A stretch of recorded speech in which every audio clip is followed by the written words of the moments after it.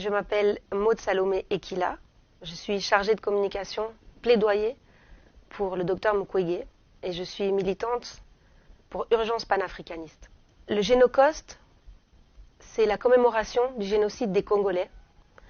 La signification du mot, pourquoi est-ce qu'on a constitué ce mot comme ça, c'est génocide pour des intérêts économiques, Génocoste. Beaucoup de gens ignorent que dans ce pays, dans ce territoire qui correspond aujourd'hui à la RDC, on a vécu plusieurs génocides. Des génocides d'abord avec l'esclavagisme, la colonisation, et maintenant la néocolonisation. Et chaque fois, ces génocides étaient créés pour des intérêts économiques. Nous avons, depuis près de 3 décennies, dans ce pays, des massacres à répétition, des crimes contre l'humanité, des crimes de guerre, des actes de génocide qu'on veut nous citer nommément comme des génocides. Et il y a cette date du 2 août, qui correspond au début de la Deuxième Guerre du Congo, où on voit que systématiquement, les Congolais ont été décimés. Ont été décimés pour ce qu'ils sont en tant que Congolais, et parce qu'ils sont sur des territoires qui sont riches en matières premières, et qui donc vont intéresser des multinationales, et qui sont là pour des intérêts économiques. L'idée ici, avec ce Génocoste, cette commémoration du génocide des Congolais, c'est vraiment de faire prendre conscience à une population congolaise qui est très éparpillée et qui est déconnectée des réalités qui sont vécues, par exemple, à l'est du pays, mais même de ce qui se passe au Kasaï, c'est de leur faire comprendre que tous ensemble, nous devons, en tant que peuple congolais, s'unir et commémorer nos morts. Est-ce que vous imaginez qu'on parle aujourd'hui de plus de 10 millions de morts? C'est difficile d'avoir des chiffres et ce sont vraiment des conflits extrêmement complexes avec des acteurs différents qui vont dans tous les sens. Mais on doit absolument prendre conscience que commémorer ces morts, se réunir par exemple comme on va le faire demain, le 2 août, comme on va le faire ce mardi 2 août, c'est extrêmement important. C'est important parce que ça veut dire qu'on se rappelle de l'histoire, parce que ça veut dire qu'on sait qu'un 24 août, il y a eu le massacre de Kasika, où des bébés ont été jetés dans des latrines, où près de 1000 personnes ont perdu la vie. C'est important de savoir qu'à un moment donné, il y a des femmes qui ont été enterrées vivantes le 16 octobre, un 16 octobre à Mwenga. Ces femmes-là, elles ont été enterrées vivantes et leurs âmes sont en train de crier. Pourquoi? Parce que jusque maintenant, les Congolais ne rendent pas d'hommage à tous ces morts. Et également, tous ces massacres, ils sont tellement nombreux qu'ils ne sont pas enseignés. Ils sont tellement nombreux que le fait de ne pas en parler, le fait qu'on n'ait pas intégré tous ces événements de notre histoire dans des programmes scolaires, le fait qu'il n'y ait pas un jour férié, et nous on réclame que ce soit le 2 août, le fait qu'il n'y ait pas un jour férié pour commémorer tous ces morts, pour y penser, pour savoir que Kasika a existé, pour savoir que Makobola a existé, tous ces massacres, Katogota, etc.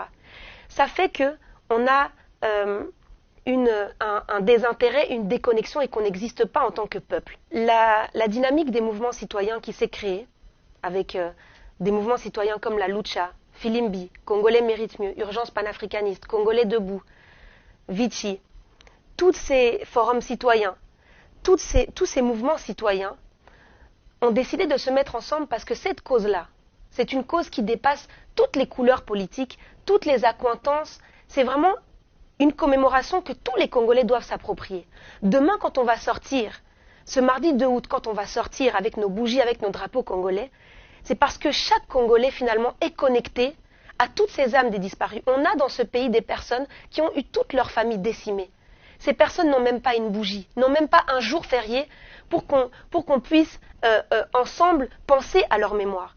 Et vous voyez, la mémoire, quand on commémore, c'est déjà une forme de réparation. Et nous, on prône ça. C'est une des solutions qu'on prône pour sortir le pays de la crise. C'est la justice transitionnelle. Et cette justice transitionnelle, elle a plusieurs piliers. Il faut juger les bourreaux de ce pays, aussi multiples qu'ils soient. Il faut absolument pouvoir rendre justice à toutes ces victimes.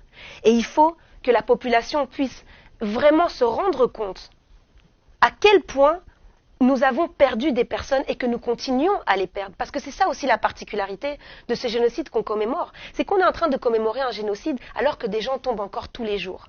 Alors que des femmes sont encore violées tous les jours. Alors que des bébés vivent l'indicible tous les jours. Et pour que ça s'arrête, il faut que les gens prennent aussi conscience que ça arrive. Vous avez une telle paupérisation de cette ville à Kinshasa, tellement de problèmes sociétaux qu'on ne se rend même pas compte qu'à quelques centaines de kilomètres ici, les gens sont en train de vivre une misère indescriptibles et des massacres qui continuent. Ce mardi 2 août, à partir de 16h30, on appelle les Kinois de façon massive à se déplacer sur cette place qui s'appelle tristement la place des évolués, on va la rebaptiser de gré ou de force, pour commémorer les morts du génocide des Congolais. À 16h30, on va accueillir les gens, on va transformer cette place en un immense cimetière. Et il y aura des discours de personnalités. Le ministre Patrick Mouyaya a dit qu'il serait présent. Le ministre Fabrice Pouella a dit également qu'il serait présent.